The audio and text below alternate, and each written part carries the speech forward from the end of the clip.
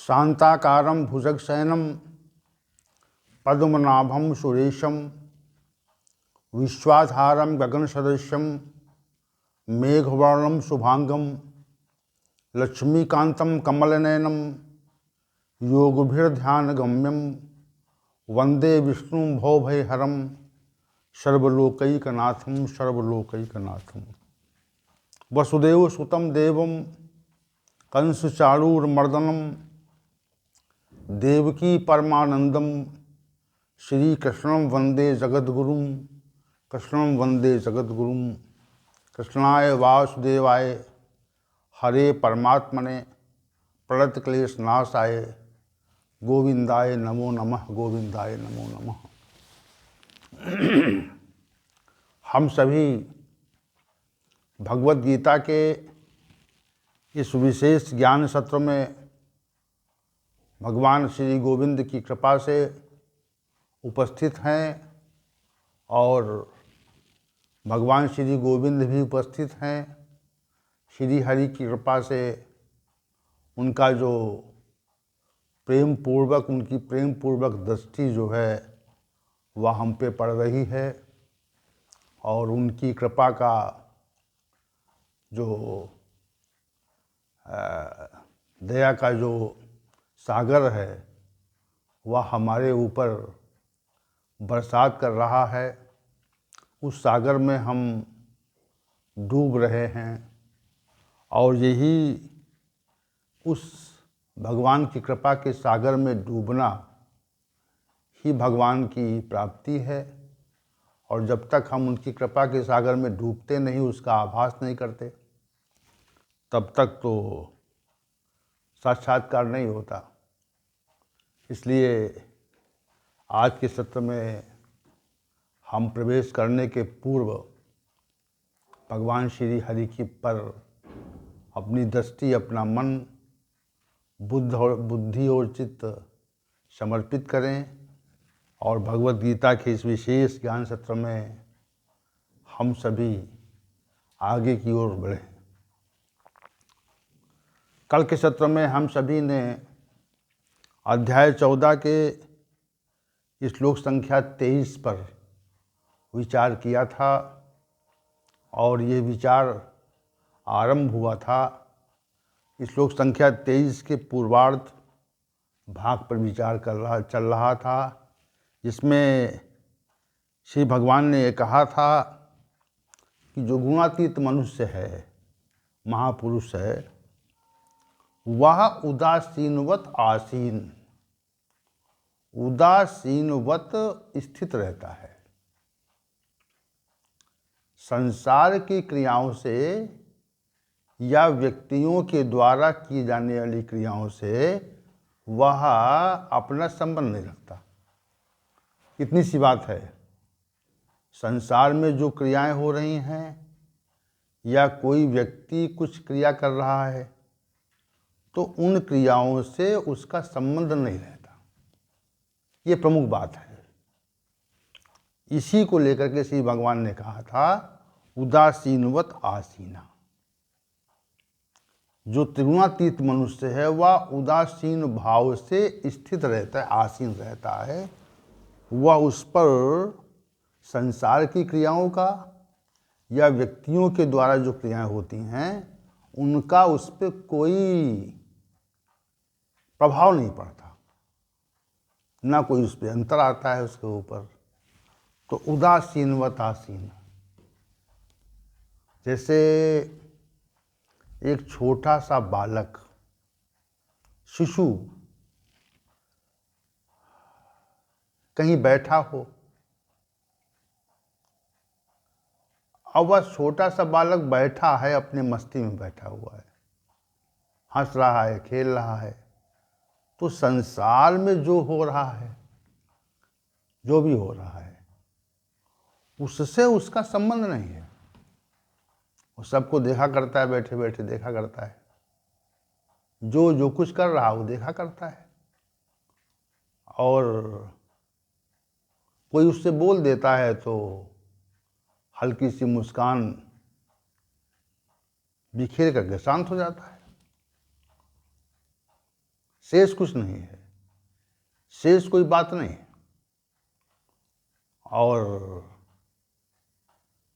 उसकी क्रियाविधि को देखें आप, एक छोटे से शिशु की क्रियाविधि को देखें और ये ध्यान दें कि छोटे से उस शिशु की जो क्रियाविधि है, जो बैठा हुआ है, वह दूसरों की क्रियाविधि से प्रभावित नहीं हो रहा है।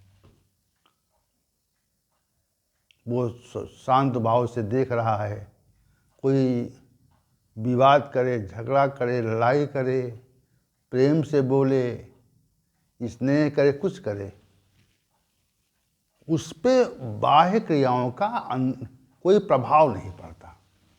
यही उदासीनवत आसीना की स्थिति है जो श्री भगवान ने कही यहाँ पर, कि उदासीनवत आसीन रहता है। वो जो महापुरुष है वह उदासीनवत आसीन रहता है।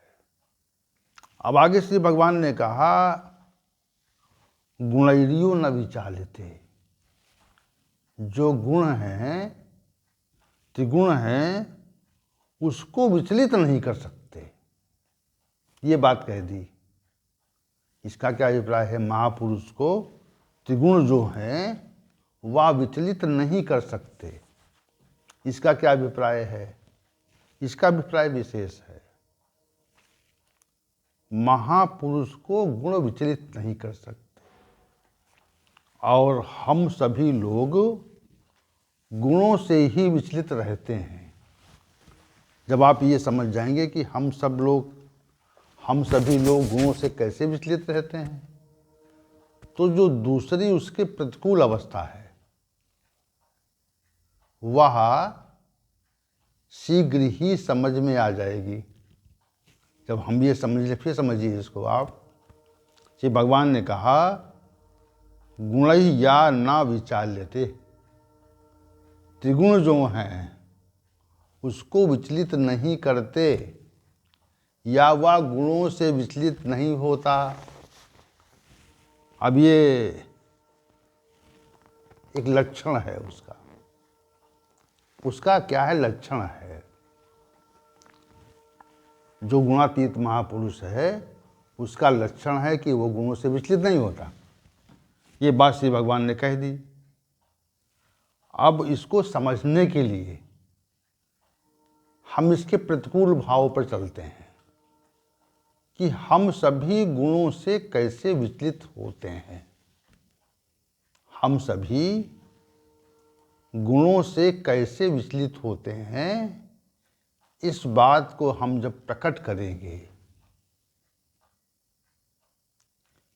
तो आप समझ जाएंगे कि महापुरुष जो है, जो त्रिगुणातीत है, वह गुणों से कैसे विचलित नहीं होता। तभी समझेंगे, समझ पाएंगे इस बात को आप। तो हम ये समझाना चाहेंगे कि हम सब कैसे गुणों से विचलित होते हैं। जैसे हम सभी में जब रजोगुण बढ़ जाता है, रजोगुण की प्रबलता हो जाती है, सत्व और तम, उस स्थिति में सत्व और तम दब जाता है, तो रजोगुण हमारे शरीर पर प्रभाव डालने लगता है। उस रजोगुण का प्रभाव हम पे होने लगता है। और जब तमोगुण बढ़ जाता है तो तमोगुण का प्रभाव हो जाता है। उस स्थिति में सत्व और रज दब जाते हैं। तो अब पहले हम समझाएंगे कि रजोगुण से कैसे विचलित होते हैं हम लोग। रजोगुण के का प्रभाव पड़ा जैसे रजोगुण की प्रबलता हुई, प्रखरता हुई, तो रजोगुण की प्रबलता से अनेक प्रकार की इच्छाएं हमारे मन में स्वतः ही प्रकट होने लगती हैं। समझिए इस बात को आप। रजोगुण के प्रभाव से असंख्य प्रकार की इच्छाएं, असंख्य प्रकार की कामनाएं हमारे मन में स्वतः ही प्रकट होने लगती हैं।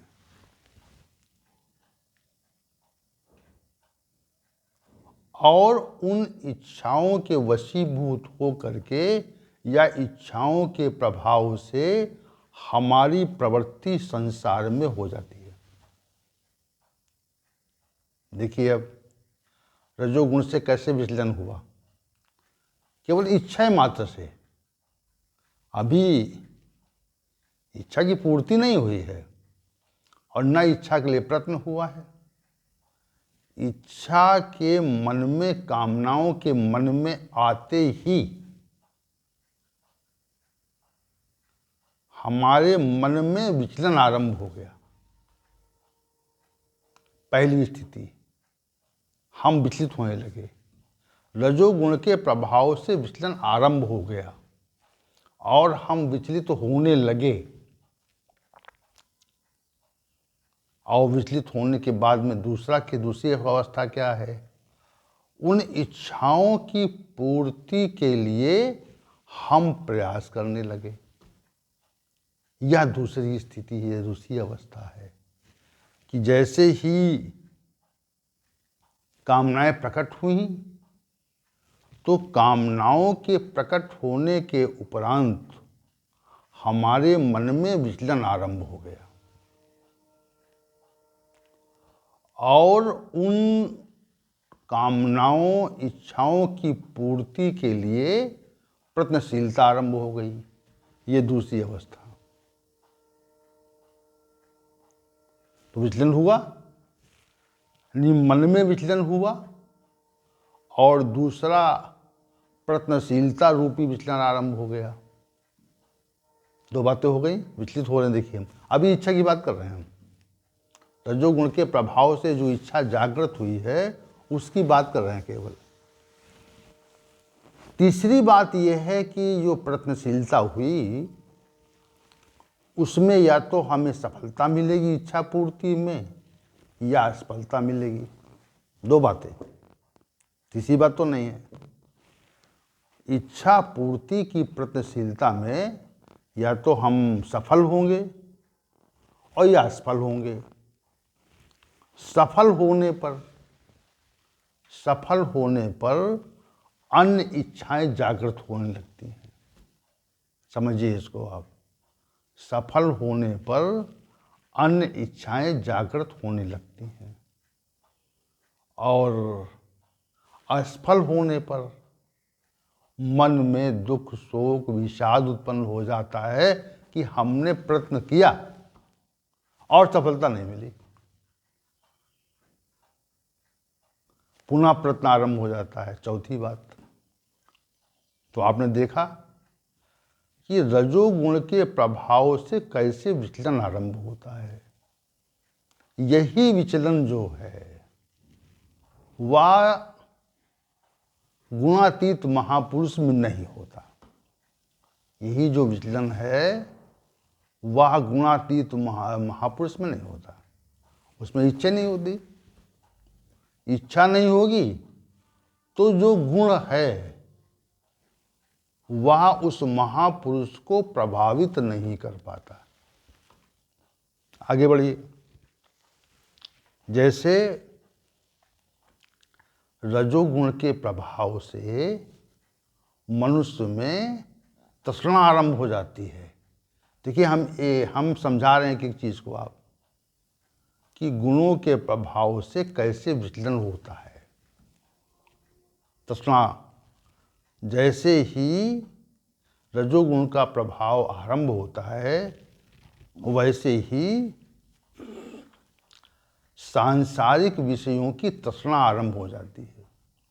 तृष्णा का उदय हो जाता है, प्यास का उदय हो जाता है। विषयों की प्यास होती है ना, तो विषयों की प्यास का उदयीकरण हो जाता है। तृष्णा आरंभ हो गई। तो जब प्यास आरंभ बढ़ती है और प्यास की पहली अवस्था में हम जल की खोज नहीं करते, क्योंकि प्यास अभी मध्यम गति से आरंभ हुई है, जब प्यास बढ़ती है और उसकी मध्यम स्थिति पहुंचती है, तो हम जल की खोज करते हैं और उसको प्राप्त करने का प्रयत्न करते हैं। ये करते हैं ना, जल की खोज, उसको प्राप्त करने का प्रयत्न। और अगर न प्राप्त हो और तृष्णा प्यास बढ़ती जाए, तो जो प्रयत्न है वह और तेजी से आरंभ होता है ना। वो जो प्रयत्न हो रहा था वह और तेजी से आरंभ हो जाता है।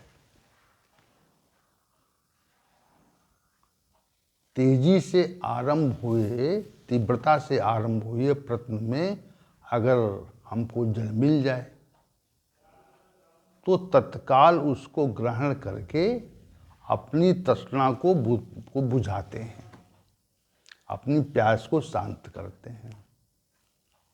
और ऐसी अवस्था में न मिले तो प्रयत्नशीलता चरम स्थिति में, चरम अवस्था में पहुंच जाती है। तो रजोगुण के प्रभाव से तृष्णा उत्पन्न होती है, प्यास उत्पन्न होती है, और प्यास के प्यास को समाप्त करने के लिए प्रयत्नशीलता आरंभ होती है।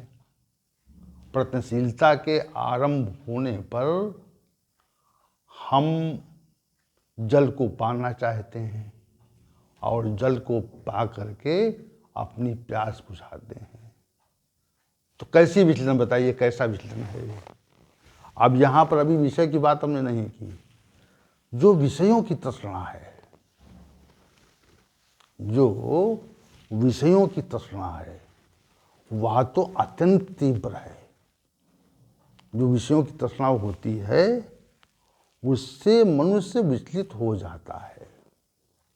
विषयों के संबंध में चिंतन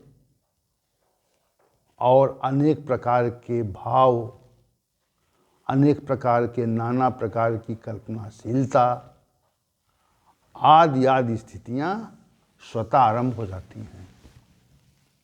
यही बात है ना, विषयों का चिंतन आरंभ हो जाता है। देखिए, रजोगुण के प्रभाव से जैसे ही विषयों की तृष्णा बढ़ती है, वैसे ही विषयों के प्रति चिंतन आरंभ होता है। अनेक प्रकार के भाव स्वतः प्रकट हो जाते हैं। वे भाव प्रकट नहीं करने पड़ते, वे स्वतः प्रकट होते हैं। और प्रकट होने के उपरांत उन भावों से हम संलिप्त हो जाते हैं।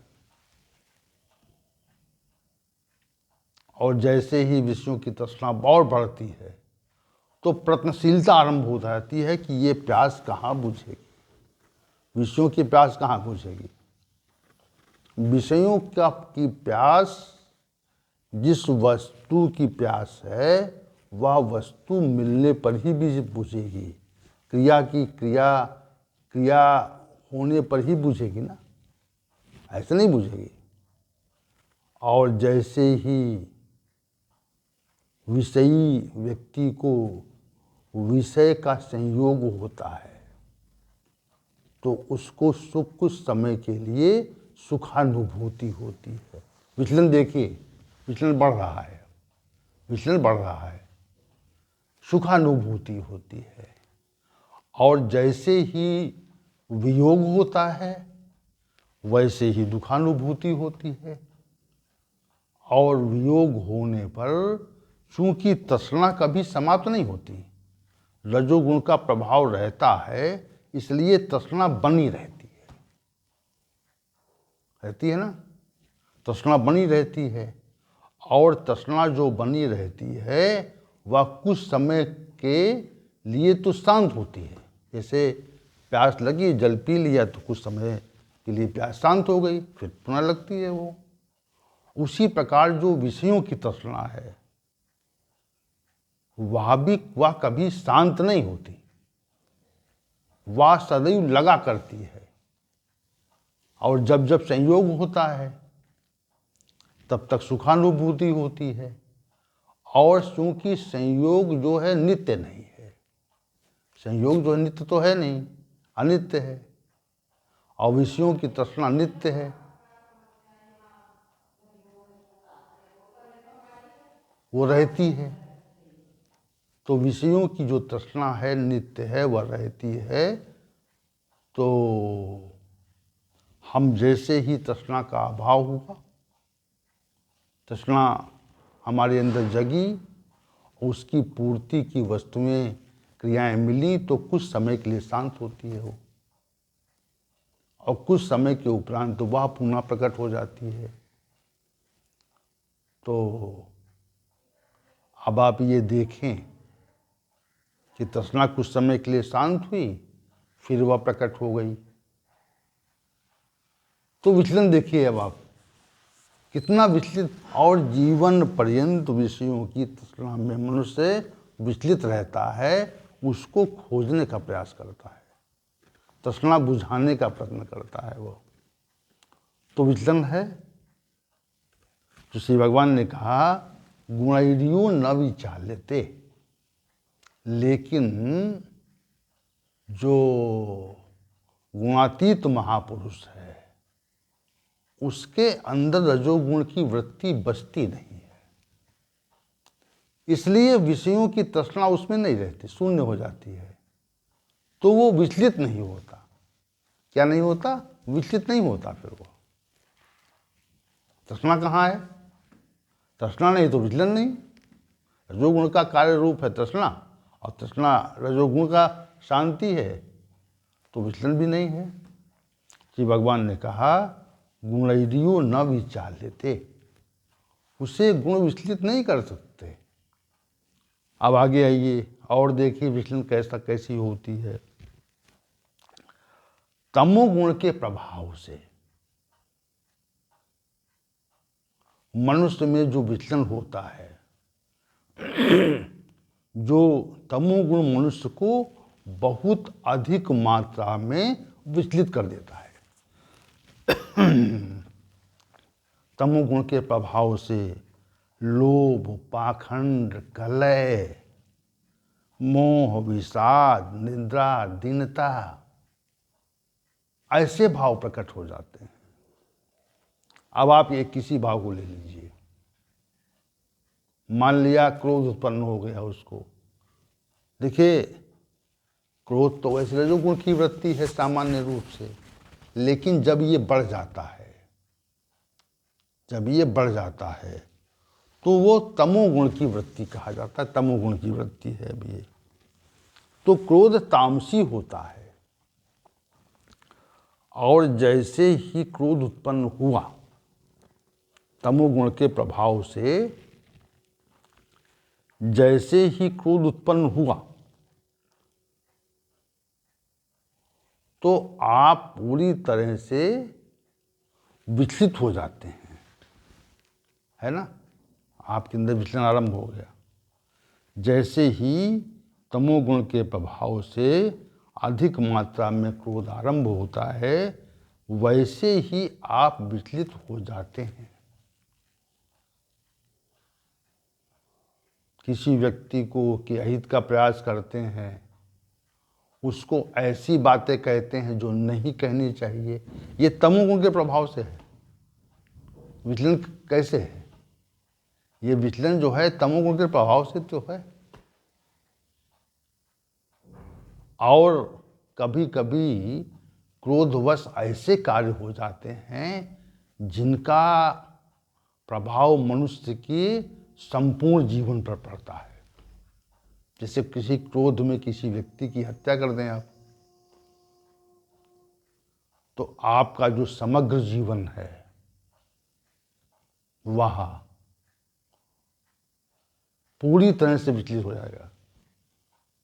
अब देखिए समग्र जीवन में आपको संघर्ष करना है।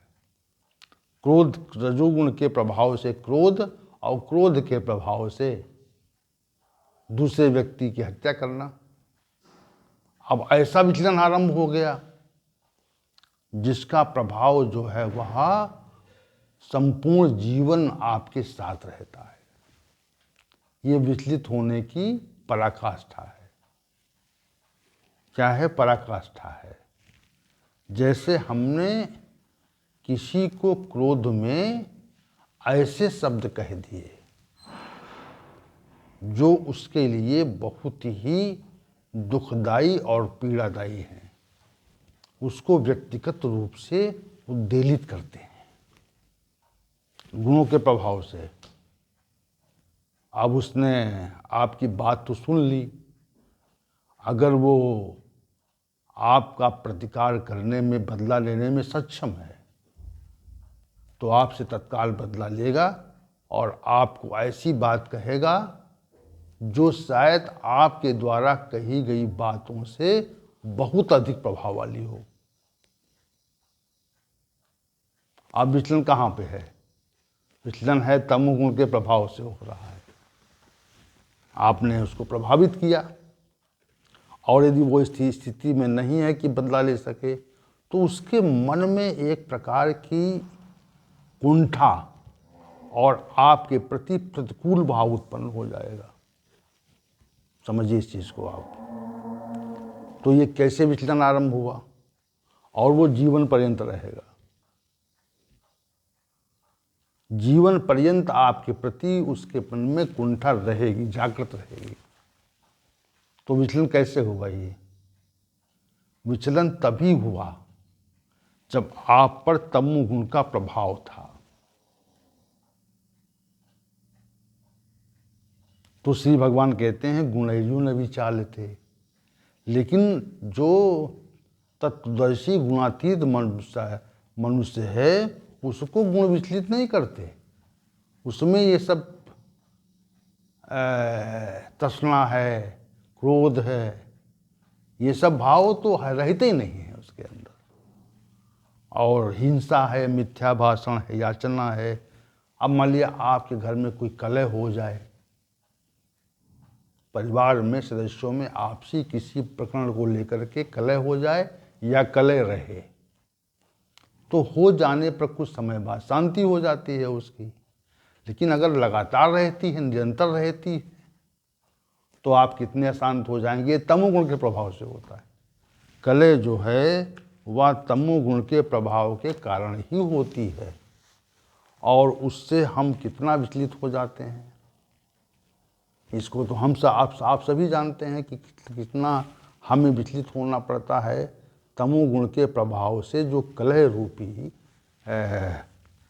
दुर्गुण प्रकट हो जाता है तो वो मनुष्य को कितना विचलित कर देता है। सुबह से रात्रि तक आप उन्हीं कलह व पूर्ण विषयों के बारे में विचार करते हैं और अपने प्रतिकूल व्यक्ति के का हित का प्रयास करते हैं, चिंतन करते हैं, हित का प्रयास करते हैं, उसको उसके हित का। तो ये तमोगुण के प्रभाव से विचलन हो रहा है, कलह उत्पन्न हो रही है। तो जो वृत्तियां हैं, जो वृत्तियां हैं, गुणों की जो वृत्तियां हैं, उनके प्रभाव से ही मनुष्य जीवन विचलित होता है। ये हम समझाना चाह रहे हैं। क्योंकि यहाँ पर जो व्याख्या है वह गुणैर्यो न विचाल्यते की हो रही है। तो गुणों न विचाल्यते की जो व्याख्या हो रही है उसके हम प्रतिकूल भाव पे विचार कर रहे हैं। प्रतिकूल भाव पे विचार करने पर ये समझ में आता है कि जो त्रिगुण हैं उनके तमोगुण रजोगुण के प्रभाव से विशेष विचलन मनुष्य के जीवन में आता है और विचलित रहता है। वैसा विचलन तत्वदर्शी गुणातीत मनुष्य में नहीं रहता, इसलिए उसे गुण प्रभावित नहीं कर सकते। वह गुणों से अतीत हो गया है। गुणों से अतीत होने के कारण उसको गुण विचलित नहीं कर सकते। ये श्री भगवान यहाँ पर समझाना चाह रहे हैं।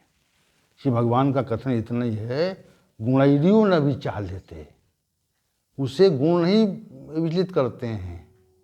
तो पूर्वार्ध अंश जो श्लोक संख्या 23 है, इसके पूर्वार्ध भाग में उदासीनवत आसीना और गुणैरों ने विचाल थे।